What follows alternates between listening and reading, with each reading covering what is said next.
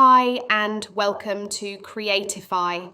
Let's make your content more relatable and engaging by adding avatar emotions and stock footage to your video.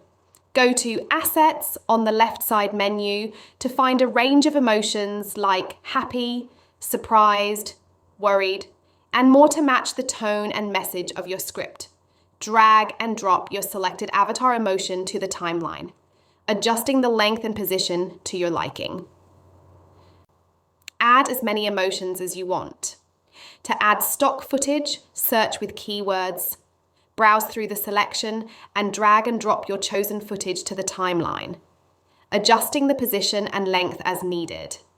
By incorporating avatar emotions and stock footage, your video will stand out from the rest. Get started with Creatify today.